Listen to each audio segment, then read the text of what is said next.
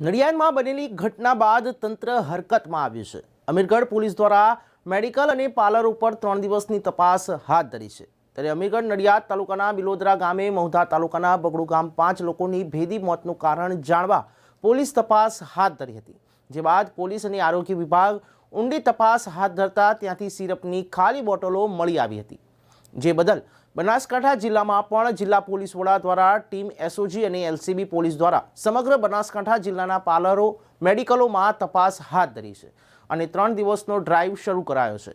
અમીરગઢ તાલુકામાં આયુર્વેદિક સિરપોનું વેચાણ કરતા મેડિકલ સ્ટોર થતા પાર્લર ઉપર પોલીસ ચેકિંગ હાથ ધરાયું છે। તાલુકામાં દરેક આવી જગ્યા ઉપર તપાસ કરવામાં આવી રહી છે, જેમાં દરેક જગ્યા ઉપર પાર્લરો અને મેડિકલ ચેક કરવામાં આવ્યા હતા।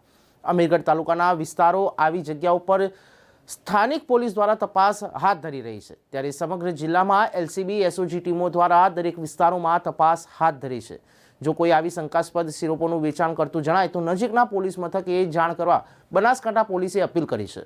જો કે આ અંગે અમીરગઢથી પીઆઈ ધવલ પટેલે જણાવ્યું કે ઘણી એવી સિરપની કંપની છે જે 10% કરતાં આલ્કોહોલનું પ્રમાણ રાખી સિરપ વેચતી હોય છે। લોકો આનાથી સાવધાન રહે, આવું કોઈ પણ વસ્તુ ધ્યાનમાં આવે તો પોલીસનું ધ્યાન દોરે। અને અમીરગઢ તાલુકાના બધા પાર્લરો અને મેડિકલોમાં તપાસ કરતા આવી કોઈ સિરપ મળી નથી।